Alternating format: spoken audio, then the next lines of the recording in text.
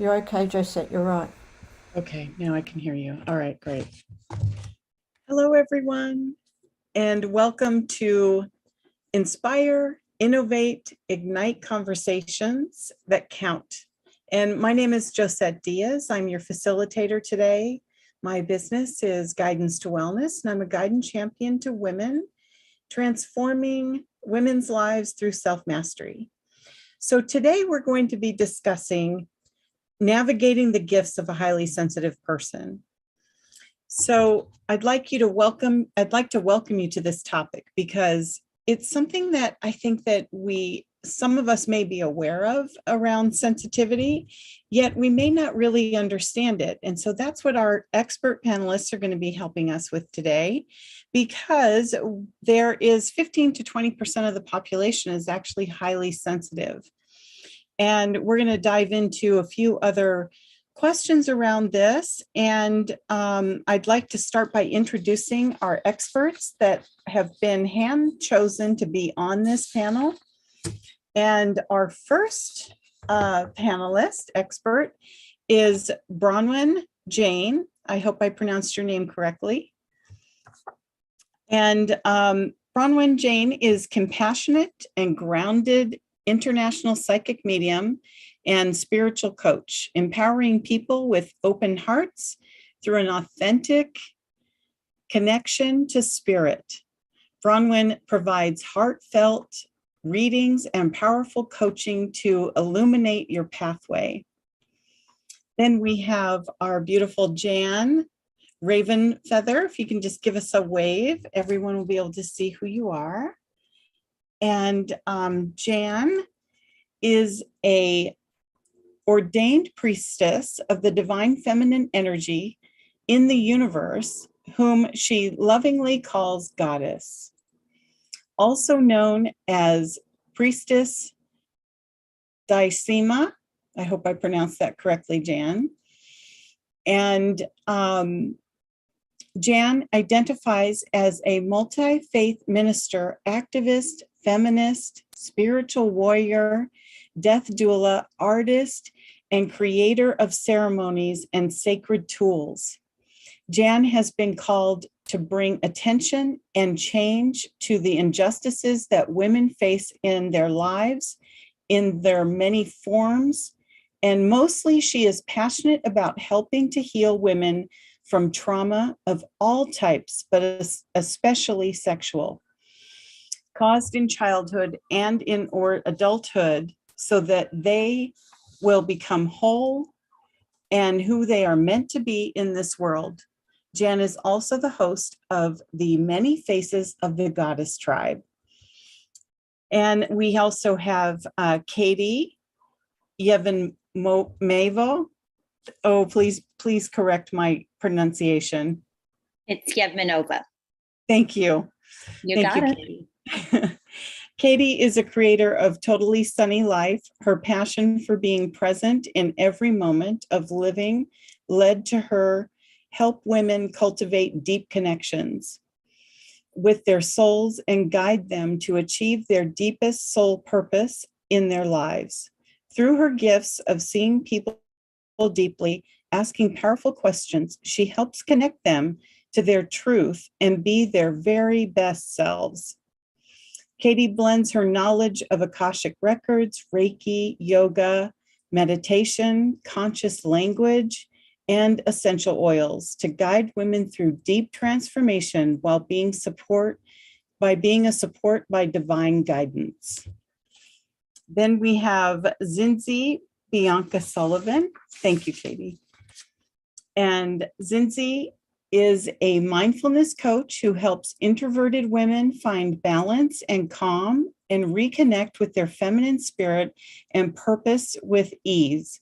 Zinzi believes that we can have it all: purpose, balance, and abundance, and that being introverted is a powerful gift to be understood and celebrated.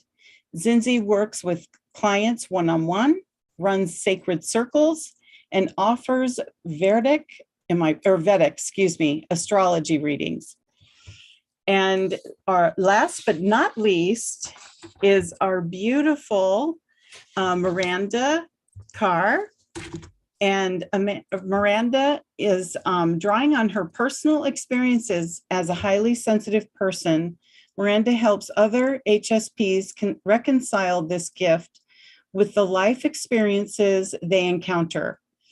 For example, most HSPs experience emotions like shock, denial, and a loss of self-esteem on a deeper level when they experience an adversity, setback, or failure. For some, this is the beginning of a downward spiral and can even lead to destructive behaviors, one from which they may never recover. Miranda helps HSPs rebound from these challenges so they rise to their highest potential. So you can tell just from me reading those bios that we have a beautiful collaboration of very strong and expert panelists to help guide you on our topic today. So thank you, ladies, for all being here. It's an honor to be on this panel with you to facilitate. And I'd like to start off by asking a question around self-care. So as a highly sensitive person, self-care can sometimes be a hit and miss. And if you have, as an HSP, you also have a different nervous system. So are there any recommendations that you may have around how a highly sensitive person can respond to their environment and how they would differently approach self-care for themselves based on their sensitivity and handling overwhelm and overstimulation in their environment? So that's kind of what I wanted to ask you all to just start the conversation off around self-care. So I'm going to go with how I see all of you on my screen. So first up, Jan, I'd like to ask you your response on that question. Thank you very much. Thank you, Josette. And hello, lovely sisters on this panel and everyone who's watching. I actually am a highly sensitive person. It's taken me a long, long time to find that out. Being an older generation, we didn't often have access to things like personality disorders and things that were happening to us mentally back in the day. So I've had to grow up kind of not understanding who I was within my own experience being a highly sensitive person until just recently, say in the last 15 years, really. So answering that as a highly sensitive person, I still struggle with self-care. I still have issues with putting myself first in a way where I will look after myself and that means physically, mentally, and spiritually. Although that is improving as I discover more about myself and I can give myself a kind of a timetable, because as a highly organised person, if I see it as a part of my day that I need to structure, that works better for my brain. If I don't have a structure to follow, I just don't do anything for myself. I don't eat well. I overindulge in things that I shouldn't indulge in, and I really need to pull myself back by just taking a step back, being aware of what I'm doing, taking a step back and just following a creative order for myself, and then I can accomplish things and then I feel better within myself. So that means personal care, mental meditation and mindfulness. Mindfulness often really, really helps me, just stepping back and going into my heart and my mind at the same time. And physically looking after myself, it has been also a problem, not going for a walk or not even showering every day sometimes, that's also part of it. So I think it's a very personal thing as well, which needs to be adjusted for the individual, how it works for that particular person. Yes, that's great. I loved what you had to say about structure and having creative order. That's such a lovely way to think of it and to put it into context, because I think that it can really be difficult as a highly sensitive person sometimes to really harness that ability to not just be feeling everything all the time, right? It's actually been a lifelong struggle. Yeah. A gift, but also a struggle. Right. Right. Yes, there's always the polarity. Yes. Thank you, Jan. Thank you. Bronwyn, am I pronouncing your name right? You sure are. Okay, great. Thank you. So first of all, thank you for having me here. Yes, Part of the process. Yeah. Can you tell us your advice about self-care for a highly sensitive person? For me, it is about discerning what's ours that we're feeling and what's not. As highly sensitive people, empaths, sometimes we take on energy that we think is ours and it's not. So it's allowing yourself that space, that moment to pause and assess, how did I feel a few moments before I approached this person, approached this situation? Did I feel this way? And if the answer is no, then we really need to take a moment to go, okay, what shifted and changed? Am I feeling energy that I may not be aware of? And is that mine? Is it someone else's? Am I processing it as mine? Am I getting a little bit confused? So it's about being really aware of yourself, taking that moment before to just go, how was I before I came, as I said, near the person or near the situation?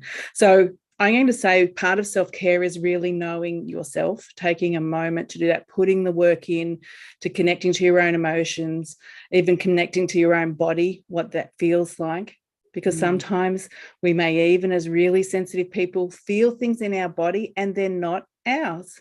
We've just walked into the energy of someone else and we're misinterpreting that as our own. So it's really about being really aware of yourself, physically, mentally, and obviously spiritually. That is a process. It's not a fast process by any stretch of the imagination, but it is about actually starting to be really conscious about that. So I'm going to, that's what I would encourage everyone to say, let's just be really aware. And I say everyone, it's not just highly sensitive people, because everyone interprets energy they don't necessarily realize. It's just more for highly sensitive people. So we need to understand that. We also need to, I'm going to say, as highly sensitive people, give ourselves a break. So part of self-care is not to beat yourself up. It's like, if we're not expected to be perfect, we're not expected to have it all worked out. This is a journey. It's about learning as we go. So as highly sensitive people, when we muck up, when we get it wrong, when we, show up as we wouldn't want to just go, that's okay. So that is also part of self-care. And then there's other things like shifting energy that's not ours, grounding, that walking, moving that out of our physical, being really aware of that, then thinking of our actual energetic body and putting some practices around that type of thing as well. So for me, self-care is a multifaceted process. It's not necessarily a big process. It's not complex. It's all just about bringing awareness around us as an energetic being. That's fantastic. And I love that you incorporate other non-highly sensitive people into that feeling in your body, because that's such an important thing that I think all of us agree that, feeling what your body is telling you, it leads the way, right? So it's not just for highly sensitive, even though highly sensitive may feel it more intensely. So that was really good advice. Okay, so I'm going to move on to Zinzi. Hi, everyone. So lovely to be here. Thanks for having me. I have a few things Well, I think what Bronwyn and Jan have said so far would definitely be encouraging people to explore those areas. What I would add to that is also around boundaries. So when you're this idea of giving a lot, we might be giving a lot, receiving a lot of energy. So setting up those boundaries for ourselves, whether that's energetically or whether it's physically or in organizing our day, and knowing that when we're giving ourselves that time and honoring our own boundaries, that we are ultimately serving others to the highest as well. When we're energetically depleted, when we don't have much get up and go, we can't really be in our highest version of ourselves to serve others as well. And another extension of that I would add as well is just time for retreat. When we're in the energy fields of a lot of other people, or in a very active job, or taking a lot of action and not having really time to process all that we're experiencing. So retreat might be time for meditation or just quiet space on your own, or it might actually be going on retreat, connecting with other like-minded people, being in community and having some dedicated time, whether that's at one point in the year that can just allocate yourself that time. So really allows you the time and support to process and let go of what isn't ours, what isn't serving us, and reconnecting with ourselves. That's lovely. And I like that your boundaries and retreating actually kind of go hand in hand, right? Because it becomes a boundary to have that opportunity to give yourself to just retreat. I know it can be difficult in like large crowds. I find that kind of difficult. And so I know I can be there for a little while, and then I need that time to just decompress and, be by myself and sort of recharge. It takes a lot sometimes to be in a crowd. Yeah, it does. And knowing when we're giving a lot and allowing ourselves that time, like saying time for or reaffirming those boundaries and that they're really helpful. It can sometimes feel really good to be active and proactive, but then you get to the end of the week and so exhausted. So knowing those kind of, or recognizing those signals within ourselves that it's time to kind of slow down and come back in before we crash. That's beautiful. Yeah, it goes right into what Jan and Bronwyn were saying at the same time. So it's really great. Thank you so much. And I would like to move on to Katie. Hi, everyone. Thank you so much for including me in this beautiful space. And I'm going to echo what everyone said so far as bringing that awareness and intentional steps into caring for yourself. So we talked about routines and things like that. And just sometimes it's helpful for me to remove myself almost like from myself and imagine how I would care for somebody if it wasn't me, right? Like I sometimes think, as a child, right? You would want them to be outside in the sunshine, getting that in. You would want them to have the most nourishing food, a time to decompress, and some active time. So just being really mindful in your own schedule. And as we're making commitments, knowing, okay, if this is going to be a big crowd, right? A little bit of preparation. And one of them, since he mentioned, is meditation or breath work. So finding a breath work that works really well for you, almost to set yourself up, like to prepare your body, your nervous system. Maybe it's grounding. Somebody mentioned like putting your feet on the ground to allow that grounding energy to come in. So your nervous system is prepared as we go into environments that might be different from or where we are aware our energy shifts. So that's one of the ways that I intentionally schedule out my days. And of course, then there's things that come in, that are out of our control situations or things like that. And that's where a tool can come in. It could be, a breathing technique that you do, because when we begin to practice our self-care routines, our body becomes so aware of them. And all you need is like a minute and your body's like, oh, I know what we're doing. We need to shift into this space. So just practicing that with yourself, so that is available to you at any time. I love doing that with essential oils, because it's so powerful. Through our sense of smell, we can access our limbic system and seat of our emotions. So you can, if you work with an oil, let's say it's lavender, right? And it's your calming, it's your kind of reset oil. If you have it on hand in a situation where it's going to be out of your control, or you're going to be shaken a little bit, it's your sense of smell is going to help you to bring you back to that space, so you can nourish yourself and take care of yourself, and then recoup, retreat, as Zinzi said, afterwards. Beautiful. I love that. Those are great tools to offer, especially to highly sensitive people. I think that, having that using sense of smell can just really calm you. And so knowing what that smell is for you by, like Bronwyn was saying, using the body and having a system like Jan shared, and Zinzi with the boundaries and resetting. So it just all plays right into such a beautiful way for a highly sensitive to feel secure. That's what it feels to me when I listen to all of you give such great advice. So thank you, Katie. And let's move on to Miranda. Thank you for waiting.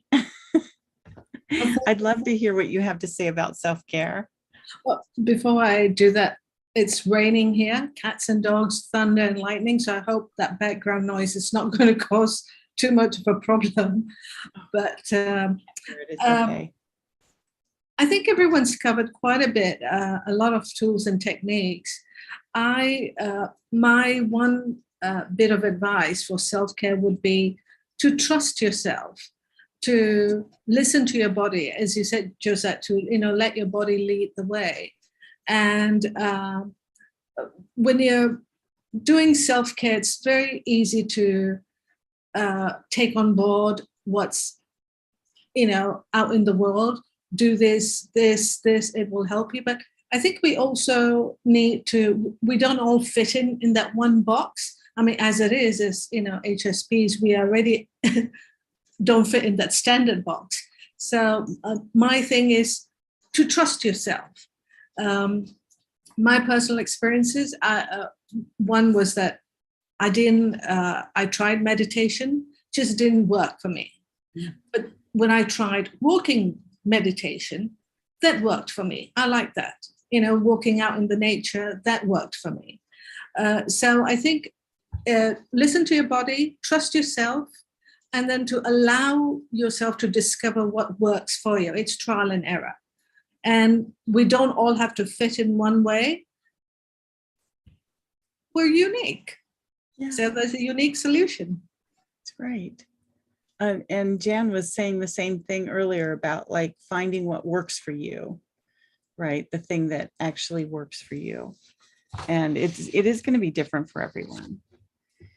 So I would like to move on to how to reframe your life as a highly sensitive person, because seeing your traits as a gift rather than seeing them as a negative, I think we can be very hard on ourselves, especially, I mean, every human being can be hard on themselves. And as women, we tend to be really self-critical. So reframing our inner critic and the perfectionist that a lot of highly sensitive people tend to lean into a great deal. That reframing, how do you internalize other people's reframing how you internalize other people's emotions. So those are kind of the things that I wanted to ask all of you, what you could share with the audience on maybe tools or something that you offer to individuals that could help them. So I'd like to mix it up a little bit. And if anyone would like to start off, we can just sort of be a little bit fluid with this round on this question. So is there anyone who'd like to start by replying to that particular question we have on the board on reframing? I can start with that. I'll kind of looking through a lens, right? Like different lens, as you said, seeing the uniqueness in it. And also, I think it's helpful to kind of navigate some of the myths about, what we think others feel like, or what, if a person is doing something, the appearance on the outside of it, because we really don't know what is happening on the inside. But yet we create, sometimes our mind wants something so, concrete that it creates a story, and then we don't fit into our own story that we created. That is not even true. So that's very helpful as you're working through the perfectionism mindset, and you start to ask questions. What is this perfect outcome that you've created, or this perfect way for you of being? And then once you realize that it's where it's coming from, because it could be just not you, it could be from society, that you absorbed some things through society, through your family, other kind of environmental ways. And then as we begin to kind of uncover and peel the layers and see what really matters to us, sometimes a lot of times it doesn't match up to that other part. So especially, and I think that's true for most people, but especially, when you are highly sensitive, it just like flows through your body, you process it differently. So somebody mentioned this already, giving yourself that, being kind with yourself and being very compassionate with yourself is a way of reframing of what we see and how we see things. And really, it's almost like rebuilding how we think or how we analyze things. So that's one of the things that, when in conversation, when you have conversation, when you have clients that are working through some mindsets, and there's this, like they feel it in their body, they're just, either irritated or not satisfied. When you start to break those down, those emotions around those change as well. So as far as reframing goes, it's really, getting to the truth of it as much as you can on a given day. And it's not, once again, because there's no perfection, right? There's no perfect, it's only process, right? It's only practice. So practicing that and seeing where that leads you creates so much freedom, that creates that flow of abundance, and just makes you flow different in your everyday. Yeah, that's great. I like that using kindness and compassion for yourself is a really nice way to reframe that feeling of the story. So that's really insightful, and I think helpful for anyone who's highly sensitive. So thank you, Katie. Who else would like to jump in? I can jump in. Yes, Susie. When I early on in my earlier career, when I was navigating a career change, I listened to a lot of Eckhart Tolle, and what I gained from that was just how, like, becoming more aware of our own egos, so that when and how much power we give away. So when and that sort of ties back to the inner critic and being a perfectionist, is essentially we're wanting to please someone else.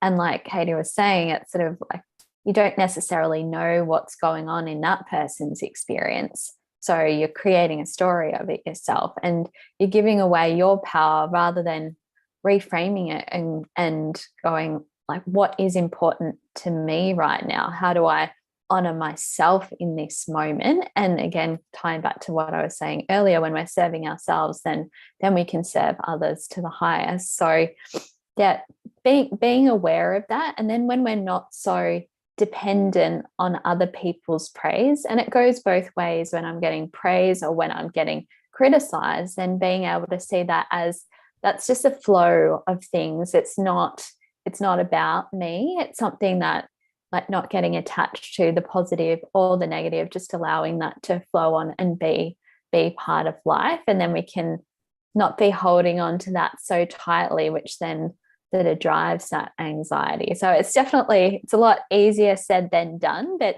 just on a very practical level, when someone praises you, just notice how the body reacts, how you're reacting. Are you all of a sudden really happy and excited? And then the same if you get some critique or some criticism coming your way, how do you feel about that? And seeing if you can allow both of those experiences to just sort of wash off you a little bit. It's like, it's not dependent. I'm not dependent on that.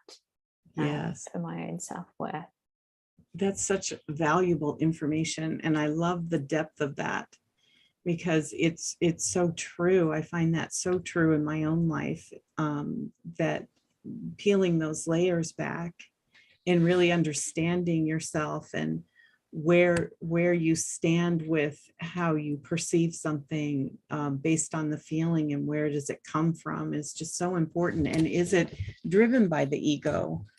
And and I think that's so important what you address around praise, because I think we all want acceptance, right? I mean, it's a human condition. And so I love that. That's absolutely great advice. Thank you. Anyone else want to? Come on, Jan. Hi, Zinzi, thank you so much for that. I also read Eckhart Tolle's book, A New Earth, and that was a game changer for me. And I would recommend anyone to read that, because that that just pointed me and gave me practical things to think about. So I think really, for me personally, reframing myself as a highly sensitive person was getting to know myself. I had to get to know myself first, and peeling one little layer of the onion away at one time, taking things in little snippets of little bites instead of the whole chunk, because that can be overwhelming. And even self-care can be overwhelming, because you've got all these people saying, this is how you do it, this is how you do it, this is what you should be doing, and even that can be overwhelming. So taking tiny little chunks out of things at a time, because going back to astrology, I'm actually a Virgo with a Scorpio moon. So oh my God, I've got a double whammy. So I have to analyze everything with my brain to understand it, and then I feel all the emotions. So it's like I've had this twin experience happening my whole life. So for me, I need to find out why first. And even with spirituality, if I can't connect reality with also spirituality in some way in my brain, I can't process it. So I looked up about the sensory processing sensitivity called by Bianca Acevedo, who I haven't actually heard of, but she says it's a biologically based trait characterized by increased awareness in sensitivity to the environment. It's becoming an area of scientific and societal interest that we have stronger brain activation in the regions of awareness, empathy, and processing. And when I found that out, that gives me some kind of relief to think, now I can understand it. I'm not going crazy. That's something I can work with, and my analytical brain can actually go into full mode and work it out within myself. I went to see a psychologist many years ago when I was having issues and I was having panic attacks. I've lived with depression for 40 years, a highly anxious environment I grew up in, of course, that, you know, and it goes on. But I went to see this psychologist about panic attacks. It was one of the issues. And he explained to me that if I just relaxed during the panic attack, I wouldn't be feeding the panic attack any more adrenaline, and therefore it would go away. And that was like a revelation. No one had actually given me any practical advice to fight a panic attack. It's just like, oh, she's getting another panic attack, but no one knew how to deal with it or didn't tell me how to deal with it. And having that really click something, and I could deal with it. And I've never had one since. So reframing my life is peeling back an onion peel, a little chunk at a time, and then becoming aware of myself, getting to know myself has been the major turning point in understanding and being able to live with this. Mm-hmm. So chunking down the situation, like For bringing me, yes. Yes. I love that. Because I think we tend have a tendency to just like, the advice you received was so great around taking the attention off of the anxiety, right? So because it then just gets bigger and bigger. So chunking it down is like such a nice way to do it in ease, I think is what I'm trying to say. That's what it feels like to me. So I love that. That's beautiful, Jan. Would anyone else, like we have Miranda and Ronan, who would you, either one of you like to comment on this as well around reframing? I will. So for me, that reframing of being highly sensitive, I like to look at it two ways. One, if we're fully aware and on a journey, and those that are highly sensitive and maybe being categorized in a different way. And so I'll look at the first. So when we are highly sensitive and we're aware that we're a highly sensitive person, for me, one of the wonderful opportunities of being like this is to be able to pull in that awareness of the different conscious levels that people are on. So we're all on different conscious levels. So therefore, when we experience something as a highly sensitive person from someone else that is on a different conscious level, we, with awareness, can detach some of that humanness, you know, where we might get upset, we might, you know, feel a certain way. And with that real awareness that someone else is on a different conscious level, we can call it a journey, they're at a different place, whatever word we want to use for that. It just makes it a little bit easy when we slip into that humanness and we're like, oh, we get hurt. This is, you know, that upset me. But as a sensitive person that is aware, it's like that water off a duck's back, that analogy. It just does not attach when you just go, that's okay. That's where they are. And they're doing the best that they can at this point in time based on the tools that they have. Mm-hmm. And with that internal conversation, it just slips right off us. And we don't have to worry about it. We can just keep moving. With those that are maybe a little bit less aware, this is like a magic power they just don't realize. And so we're highly sensitive and we don't understand why. It is a little fabulous because there's a whole toolbox that they can access when they are being brought to the right person to show them how to access it, because it is like a superpower. You know who to be around, who not to be around, what situation to be in, what situation to remove yourself from. It's phenomenal. And so with embracing that this is actually a magical power that I have, it's like I'm a superhero, but I'm not, because it's like that we can take that and go, okay, I can now just understand this. I need to get someone to support me through this journey so I can be aware of what's going on for me, so I can live life a little bit easier, avoid the things that I don't want to be around, and be with the situations of people that I do, because I'm able to interpret it. And so for me, it's kind of exciting, particularly when we put this with young people that don't understand what's going on from us. Like, let's show them that they have this magical power and embrace that, and let's guide them so they can live life a little bit easier. So that's how I like to think of it. That's great. And I love that you put the power in the shift of a perception. like shifting that perception just changes everything. Like you're creating miracles everywhere you do that, right? You so are. And it is, as I said, as soon as you have that internal conversation with yourself about that, it just dissolves and it just disappears. And it's all about being aware. Yes, that's beautiful. And the more that you focus on that, the more aware you become. So it's like this nice little cycle that you get into a flow with it. That's really great. That's really great. Thank you, Raman. Miranda. Thank you, Josette. Yes. I was going to, I'm echoing what Bronwyn just said. I was going to say that I would encourage HSPs to look at it as a gift. Bronwyn said a superpower. And Josette, when you said it makes that change in the mind when you approach it from that end of the spectrum, as opposed to it being a handicap or an issue or a problem. As soon as we make that shift, it's a gift, it's a superpower.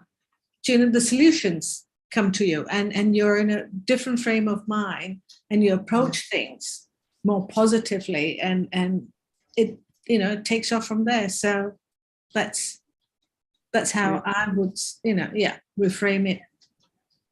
I love that. I absolutely love that. You've all shared such a what's the word I want to say, like a treasure. There's so much in the treasure chest. I can't get the word out. So I just really love that. I think that anyone who's watching this is going to see so much value that each of you have to offer, and providing, such great guidance, because you all clearly have expertise in this. So I'd like to move on to one more question. I think we have time for this. And that is healing past traumas, especially if we grew up in stressful households and or situations. An HSP can be more prone to anxiety and depression, and integrating healthy habits and expanding your self-awareness, as you've all talked about, can bring up boundaries and ways to handle this. One of the things that I'd like to ask all of you is, along this topic line, is creating a habit. Do each of you have a way that you approach creating new mindset around their person's highly sensitive gifts into habits that keep the boundaries in place, like Zinzi was talking about before, and giving some people some different guidance on creating habits around that? Jan, please. Thank you. If I don't remember what I say, I need to get it out quick before I forget. Yes. Well, for me, creating habits has been life-changing, because I use that in my spiritual practice, especially meditation. However, I have found that since I have found out about neuroplasticity, making positive mantras, writing positive mantras for people that they can say to themselves for 21 days actually does change that neuro pathway, and they can start making a habit, a positive habit with that mantra in their lives, which is filled with positive affirmations and changes within the words that help them with self-love and helping them to see the negative in their life in a new way, by even sometimes thanking fear for bringing attention to a certain thing in their lives, and changing the narrative in the brain for that 21 days works. So that's I can marry that up with my spiritual practice as well as my Virgo mind. So and to see it's miraculous. So that's just one thing I would suggest people look into, neuroplasticity, and allow that to actually change your mindset and therefore gain good habits from that as well, like replacing a negative thought with something loving and kind to yourself, and that will change and make it into a habit for your brain to fall back on. I hope that makes sense. Made sense in my head. It makes sense. That's it makes good. Perfect sense. And what I really love that you said is thanking the fear. Yes. I think so often we think turning of like, things around. Yes. yes. Yes. I think that's really great advice. Yes. And That personally for me has helped me so much to actually thank something that we perceive as negative and or anger. But actually that pinpoints and highlights an emotion that we need to address because it has come for a reason. Mm-hmm. And then if you put like a personality on fear and ask it to do positive things for you. That's great. I love that. That's such a good reframe for fear. Thank you. It works for me. Yes, thank you. Thank you. Anyone else? Zinzi, I saw your hand first, and then Miranda, I'll go right to you. I thought I'd go next to, as I'm extending on what Jan was just saying about my thing was about curiosity. So bringing exactly what Jan was saying, trying to understand that fear, what it's telling you, and in terms of habits and structuring your day, bringing that curiosity to what works for you and what doesn't work for you. If you're feeling really distressed in certain situations or really anxious in those situations, bringing some curiosity to that. Am I feeling really unsettled because it's way too early in the morning and I'm not ready for this right now? Is it because of a certain like environment that's it's just not working for you, rather than just letting the emotions take over you? Then we can like restructure the day to really support ourselves so that we can create those healthy habits and like feel into what's really important, so that, you know, if you're not a morning person, like what is the best way to set yourself up for the day if you're not a morning person? Is it about shifting the timetable, having that conversation with your boss, or setting up your business time differently to really support you at the times of day that you work best? Is it about having quiet time or an afternoon nap, or those different things? When we have curiosity and feeling into ourselves, like we've talked about earlier, feeling into our bodies, what's distressing, what feels good, then we can set up ourselves really well in our day. That's great. Like asking yourself that question, like getting curious, like asking yourself each on everything, so that you're building these good habits for yourself. Yeah. And then it really takes the emotion out of it. When I was working in a different industry, I kept getting really anxious, and it was just not the right environment for me. And I didn't, at that time, I wasn't that aware. I was like, why is my memory not that great? Why can't I recall things like everyone else? And now I know that, being as a highly sensitive person, I'm taking in so much more information. I have emotional awareness of where that person's at, where they're at, what the lay of the land is. But like, you want me to know exactly what height this thing is or what time that's happening? I was like, it's too much. So I just used to write everything down. So yeah, knowing what works for you and what doesn't, and then what tools, and knowing it's okay to be as you are. That's so good. So good. Thank you. And Miranda? I was going to echo a little bit of what Jan said and Cindy said about emotions. I think when we're in the emotional state, we can't sort of get past into the logical mind. And we tend to suppress our emotions because it's not cool, it's not done, it's not a popular thing to do. But if we don't allow our emotions to reveal to us what that pain is, or what that fear is, or where that anxiety is coming from, it's when that glass is full, we can't pour more into it, and that's when the overwhelm comes in. And the one tool that I find that works for me, and I encourage my clients to do too, is to write things down.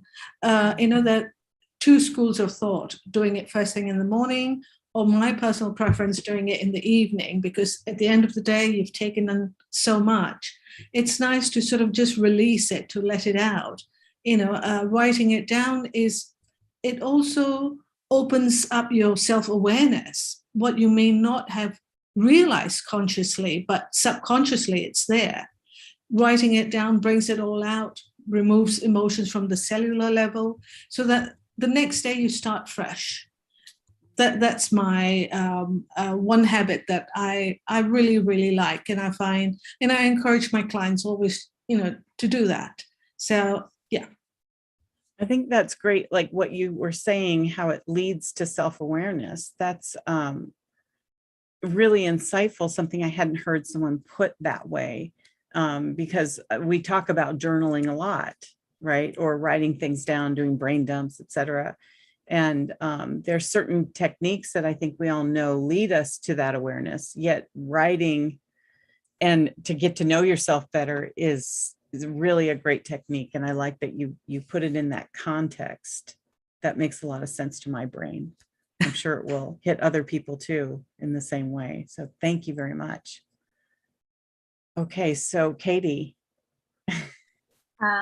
Yeah, I wanted to echo with the emotions. I like to call them our compass. It's our emotional compass, and also to echo the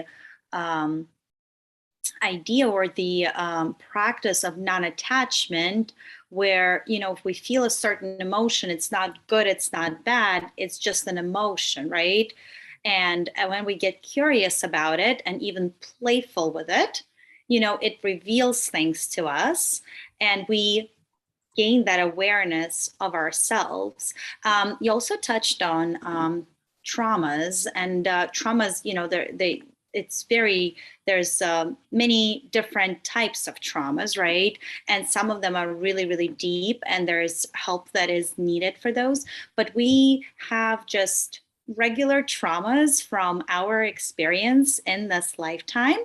And when we have the courage, because I feel like it does take courage to face them and to go back to that, and to kind of examine them from the awareness that we have now that we might have not had at the time of the trauma, it reveals patterns, so it reveals certain ways about ourselves. And I feel like patterns are so powerful in when we uncover a pattern and we make this conscious change, because the pattern might be happening unconsciously, and it's the emotions are the compass to lead us there. So it's a big circle of being aware of our emotions, not labeling them. If I feel, let's take an emotion of jealousy, right? Oh, how can I be jealous of somebody, doing this or being that? It's just, oh, look, jealousy came up for me. Oh, what is this about? And just examining it, from this space of, once again, that kindness, like the way you would with somebody that came to you and said, hey, Katie, I'm feeling jealousy come up. And I would hold space for them and be like, okay, let's examine it. I wouldn't say like, oh, that's bad. No, don't, that's not a good emotion. Bring another one to the table. No, it's, okay, that's great. I get excited when I'm like, all right, let's see. Why do you think that is? Or, there's deep meditative practices that help you kind of analyze things. There's, different techniques that help you understand yourself, or where the trauma or where the pattern is coming from. And if you're able to uncover even layers of it, right? Maybe it's not the very center of it, but it's layers of it. And as you break those and like, oh, wow, I can't believe I made that pattern or built that thought or built that way of thinking based on that experience. That was true then, but it's not true now. And I can choose now how I want to do it going forward. So just echoing the awareness and the curiosity, and welcoming the emotions, and also helping them, allowing them to ride out the wave, right? Somebody talked about suppressing emotions, right? It's very important for the emotion to enter your body and completely go through its process, become an observer of that emotion, even so that it can then exit your physical body, your emotional body, your spiritual body without getting stuck, right, and creating a block, which is then could be a trauma itself. Yes, that's fantastic advice on how to create a habit in that way of like seeing that emotion, letting it go through its process, Yeah. and then not attaching to it. Because I think, was it someone else said something around story? It might have been you were saying that as well. That just rides its own wave, and you don't have to say, like Jan talking about thanking fear. You don't have to take the fear and make it something. You can just let it be. Yeah. It's fantastic. Thank you. And Bronwyn? So for me, I like to sort of break it into sort of where we are in regards to the trauma process, following a lot on from, what Katie said as well. So often we can be, if we still haven't processed our trauma, we'll still be in that energy of victim. It'll be in there somewhere. And so it's about resetting that for me. So shifting out of that process. Now, there are a few different ways that once again, it depends on where we are on that journey, that I like to use. One of them is I like to take it, okay, if I was considering what I went through, where would the teaching, where would the wisdom be if this was someone else that I would be able to unpack for someone? And quite often that can be a written process, as you like, I need to tell this as a story. There's going to be no blame. There's going to be no victim in here, but it's a story of a situation that has a teaching or lesson at the end. And so through that writing process, you're able to find it because you're doing it not from your own perspective, you're doing it from a teaching place. So to allow yourself to be able to do that, and it gives you time to really look and explore what occurred for you, and to move you out of that victim energy as you maneuver through that. Another process that I like to use is sometimes we've still got a lot of energy still within us. We haven't fully processed it. We do need to get it out of our body at some point in time. And following on from the concept of journaling, but rather than writing in a traditional journal format, because I find that does make it stay in the body a little bit longer, particularly if we haven't taken the angle of what I just expressed from that teaching perspective. I love the concept of voice memo. We can yell, we can scream, we can say everything that we want to say that we haven't been able to say. We can be as ugly, as real. No one's going to hear it because we're just going to process it into our phone. We're not going to listen to it again. And then after a few days, and I don't like to leave it a week, and then I delete it. It's like I got everything out. And as I said, sometimes it can be kind of raw, it can be ugly, it can be messy, but that's okay because no one else gets to experience it. And we get to have a voice as well, because sometimes we don't have a voice in situations as trauma victims, and we need that voice. And so it's a nice way to feel that we've had a voice. And then, there's other processes which are more, they're called feed the demon, whereas we manifest sort of visualizations, and we work through a Buddhist process where we do this and we give that, whatever that trauma is or that situation, that person, exactly what they want out of energy that we've manifested until they're happy. So we can release them that way. And then lastly, because we have healing that we need to do on ourselves, this is when I will go into that sort of, a bit when we were talking about changing the things within our brain, that affirmation process at a mirror when it's really awkward and you're smiling and loving yourself at the same time. You can't stand to look at yourself, but you're making yourself do this. And to say those things so we can reset ourselves. And as I said, at the start, it's kind of awful. It feels really uncomfortable, but we just keep doing it and we keep doing it and we keep doing it. And then after a while, it actually locks in. It's like, yeah, that's me. Yeah, I've got this. And they're the practices that I like to do, and set that intention from, and I like to do it from the day that, when I wake up in the morning, it's like, all those things that I'm still hanging on to, I'm still healing, I'm still working my way through, it's not going to impact my day. I'm setting my intention. I'm going to go out there and I'm going to be whatever I need to be, whatever I want to be, and then go off on my journey and whatever that looks like. Gosh, that's really good stuff. Really good stuff. I love the using the voice memo. It speaks to me in the way of witnessing yourself. It's private, yet you're still witnessing yourself. And I think that that's huge for anyone who's been through trauma. Being witnessed is really important. And it's significant for the healing. We need to have that. Yeah, exactly. And to give that to yourself is, I think, a different level than being witnessed by someone else in the room. Oh no, that sounds really, really special. Yeah. I think also when someone has not had a voice, or they've not been allowed to express themselves, where their voices have been suppressed, this is such a great idea. Such a great idea, Bronwyn. Yeah. Very good. And it's also a little bit of a physical release, because it's using our voice, so we're actually doing a physical release out of the body. So that's a great tool. Thanks for sharing, Bronwyn. Yeah, my pleasure. I find it very powerful. As I said, sometimes we just need to be ugly. We just need to be real. And that's a wonderful way to do it.